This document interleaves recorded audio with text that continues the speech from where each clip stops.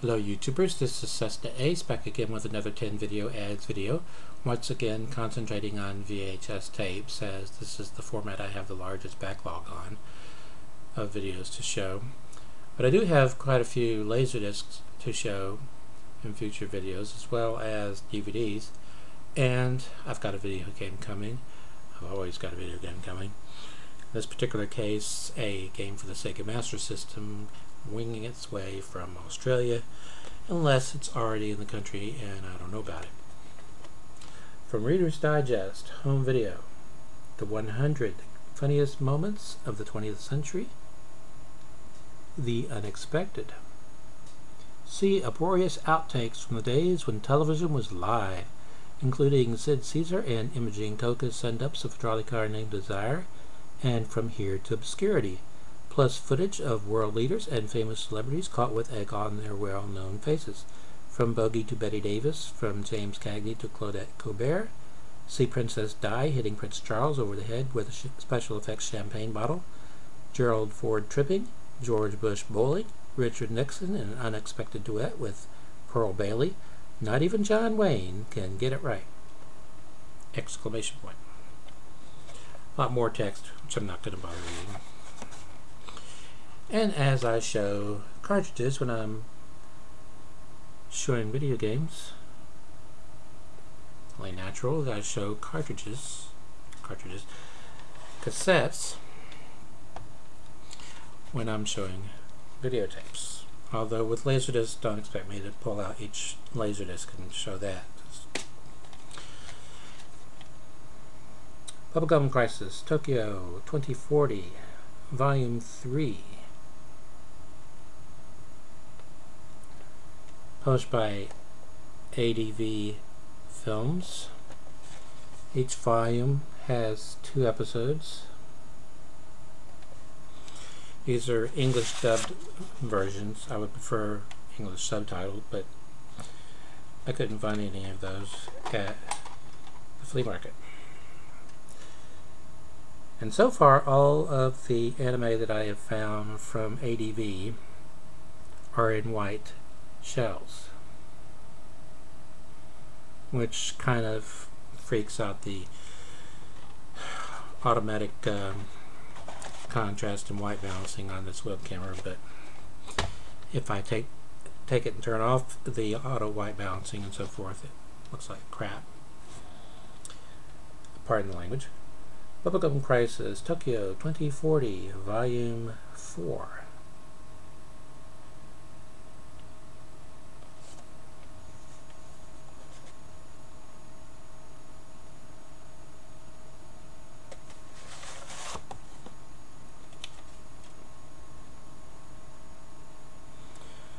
But I have to tell you, all of the anime that I have been finding at the flea market has been in wonderful condition.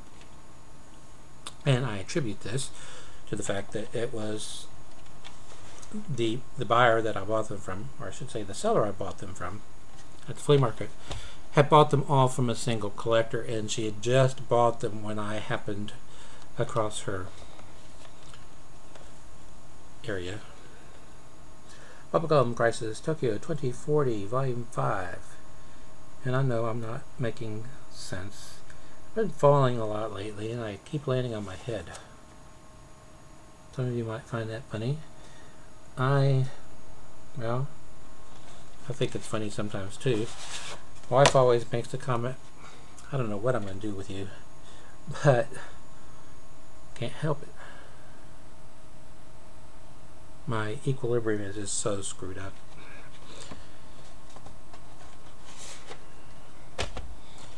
Okay. Ballistic, Ecks versus Sever.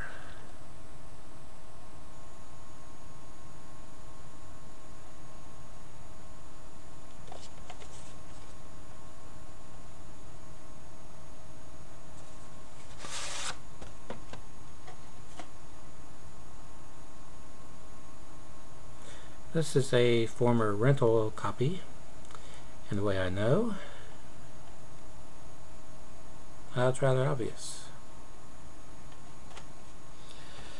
But that is sadly quite common at the flea market to find copies that had once been rentals. From the Bible collection, Jacob. And what I find interesting about this release was that, or is that, it was published by Turner Home Entertainment. And if I'm not mistaken, Ted Turner is an atheist. Perhaps it's just a money thing and he figures that he can make some money off the rubes like me.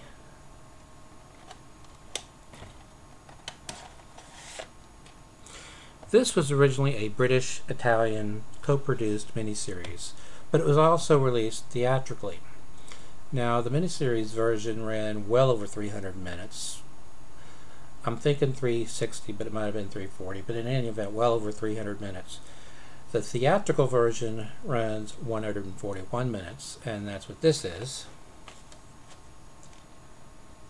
Moses, starring Burt Lancaster.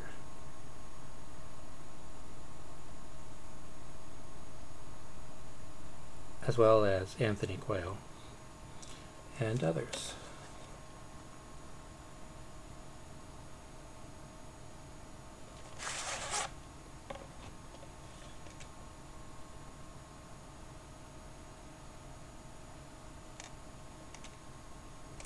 No spine label at all on that one. Okay, next up we have Reindeer games.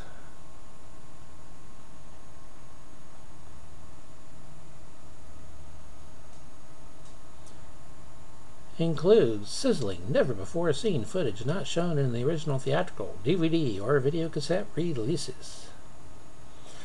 The extra footage is about 20 minutes in length.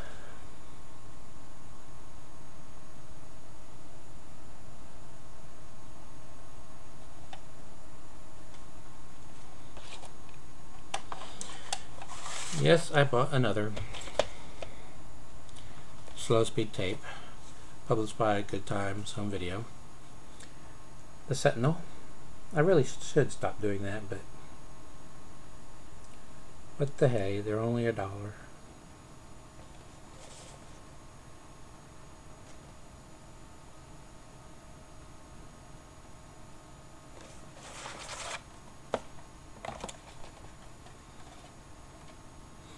But what really irked me about the practice of recording movies and such in slow speed,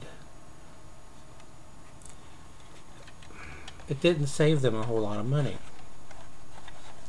When you buy duplicator stock, they have various lengths, and to release something on, say, a 50-minute tape only costs about 5 cents, maybe 10 cents less than on a 120-minute cassette. So they were just saving pennies, but really making the viewing experience a bad one. Enough of that rant. Finally, Tommy from the old label RCA Columbia Pictures Home Video. It's actually quite rare for me to find an RCA Columbia Pictures Home Video cassette where the case, or the box I should say, is in such good condition.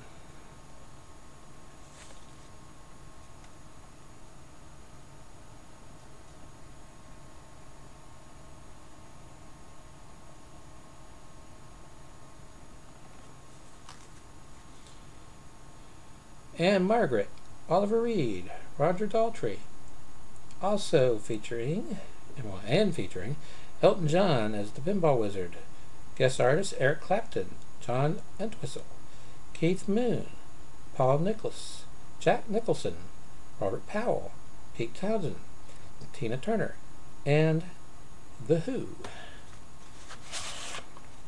Of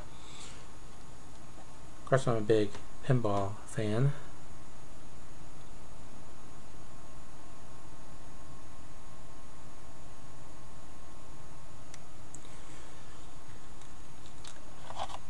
This leads me to a story. I have to tell it. Might have told it before, but I can't remember. But locally, the video arcades only have one pinball machine in them. And it's usually a machine from Bally. It was part of their Video 2000 series called Star Wars Episode 1, The Phantom Menace. Now, this particular arcade that I went into, their machine was in rough shape, but at least the screen could be seen easily. So I played a few games on that. This was some time ago. And you know how when you're playing a game, you get in the zone and you play like you've never played before? Well, that's what happened with one of the games that I played on that machine there at this arcade. I wound up with the high score on that machine, and it was a pretty high score. I don't recall off the top of my head what it was, but when I got home, I immediately went online to the Twin Galaxies site. Twin Galaxies publishes high scores for various arcade machines and pinball machines and the like, and they're also the official scorekeeper, if you will, for the Guinness Book of World Records. Well, I went on their site and I saw that had I been at a sanctioned event where they have referees watching everything, my score would have been the third highest in the world for that machine. Star Wars 1. Star Wars Episode 1, The Phantom Menace. And I haven't gotten close to that score since. But every time I went into the arcade there at the mall, I would check, and I still had the highest score for the longest time. And then I just gave up going in there and looking. But I wish I could duplicate that again, because if you go to Disney World, there are a ton of resorts there on property, and all the ones I've been at have arcades. And most of the arcades have pinball machines, although not all of them. But where you're going to find the most pinball machines at Disney World is the Magic Kingdom. Right next to Space Mountain, there's an arcade. You exit Space Mountain, and if you just go straight through the shop there, which they have you do quite cleverly, you get off Space Mountain, you go through a shop to get out. If you go just straight out, you're not going to notice that if you make a sharp right, there's an arcade there. In fact, there's not even a big sign that says arcade. So unless you are hearing arcade noises, or already know that there's an arcade there, you may not know there's an arcade there. And that arcade has a whole line of pinball machines. And every time I go, I have to go to the Magic Kingdom. That's a rule with me. Whenever we go to Walt Disney World, we have to hit the Magic Kingdom first. That's just the way I am, because I started going to Walt Disney World about 6 months after it opened. Of course, I was much younger then, and my parents was taking me, but I have to go to the Magic Kingdom. And now that I know about their arcade, I have to go to the Magic Kingdom so that I can go to their arcade. I, of course, have attractions that I always want to go on, like Haunted Mansion. I have to do Haunted Mansion, especially since they did their revamp on the line, the queue line going in and coming out. They've made it interactive, and it's really cool. Used to ride it, at the end they would warn you about hitchhiking ghosts, and then you go past this mirror and you could see you in the car and whoever else was with you and one of the hitchhiking ghosts. But they've changed that so that various things can happen. A ghost will appear, for example, and blow your head up to where it bursts like a balloon, or it'll take your head off and put it on the person next to you, and take their head and put it on top of you. Really cool. Anyway, the arcade. They've got Indiana Jones from Stern. This isn't based on any one movie, it's based on all of them. And it's a really cool machine. Beautiful condition. If I didn't already say, made by Stern. Next to that is another machine from Stern called Elvis, which is a really nice machine. Next to it is, well, the last time I was in there, it was Disney's Pirates of the Caribbean by Stern. Beside it was a machine that when you powered it on, you heard Sega. Frankenstein, based on the movie. And it gives you two soundtrack options. You can either listen to music from the film along with sound clips, or you can select music from, well, the song Frankenstein by the Edgar Winter Group. You know, dun dun dun dun dun dun dun dun dun dun. That machine is rather worn out. I wish Disney would do something about it. Not pull it, just restore it to its original glory. Because all the other machines in there are in beautiful condition. Next to it was RollerCoaster Tycoon by Stern. I don't care for that table.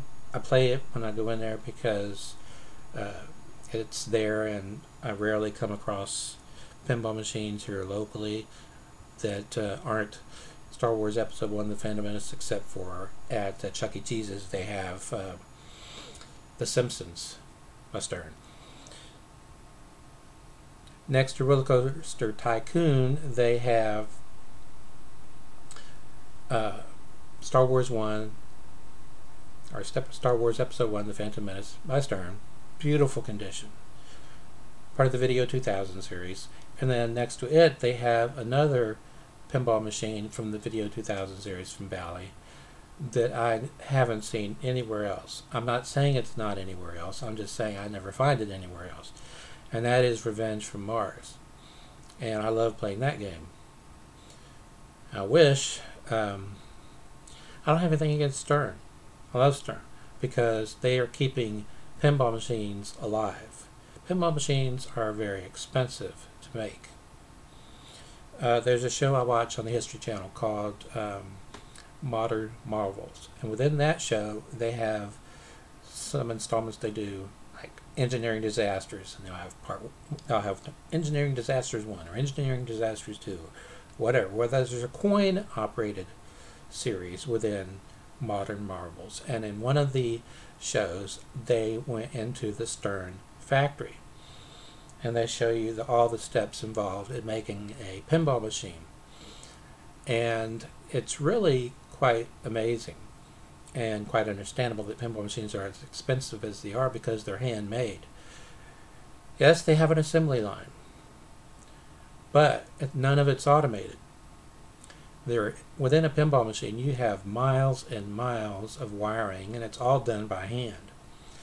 And Stern makes machines that have a lot of electromechanical doodads that move around and so forth in them. Those have to be put in by hand, of course. Even designing a pinball machine is expensive. Just taking an existing pinball machine design and retheming it according to this program cost $400,000. To start from scratch and build a pinball machine from a totally new design costs a minimum of $1 million. This is because they have to design it on the computer. Then they have to create mock-ups, and then they have to create a full-size working prototype. Iron out all the bugs and so forth with that before they make it. And Stern, the way they do their pinball machines is unlike the way they were done back in the day when you had Stern and Chicago Coin and Data East and Sega Pinball and Bally, Midway. I know those two eventually merged, I believe, and Gottlieb, and on and on. Back then, they would come out with a new pinball machine design, and it would be on the market for a year or 2 years, maybe 3, depending on its popularity. And on some machines, the production run would be as high as 17,000. I mean, this was back in the glory days of pinball. late 60s, early 70s, before video games invaded arcades. The way Stern does it is they make a run of about 500, and then they move on to the next table that they're going to produce. And then once they make 500 of those, they move on to the next table. Well, unlike other companies that have operated in the past, Stern keeps parts and the templates and everything necessary to produce all the machines they've produced. And if there's enough demand, they can go back and reproduce that model. And I was kind of surprised to learn that the majority of pinball machines that Stern makes goes overseas. And of those that stay in the U.S., the majority go to private collectors. And considering that pinball machines run anywhere from $5,000 to $8,000 to $9,000 a piece, depending on what they are and how involved they are, you're talking about a lot of money. There are several stores here, including one right near us, that sell pinball machines. And I went into one last year, I believe it was. Used to be an Ethan Allen store, but now they sell pinball machines and pool tables and the like. And he had a roll of pinball machines there. All of them beautiful. From Stern, from Gottlieb, from Sega, from Bally. And I asked him, since I noticed that he had machines from manufacturers that no longer make pinball machines, what all he could get. He said, well, he could get anything. Even the pinball machines that were made in, I believe it was Italy. But it's all a matter of what you're willing to pay. As some machines are hard to track down, and once you track them down, they might have to be refurbished and restored. But one cool thing was, he told me that they will deliver and set up. I just don't have $5,000 to $8,000. But anyway, I've gone on way too long once again, so until next time, stay awesome.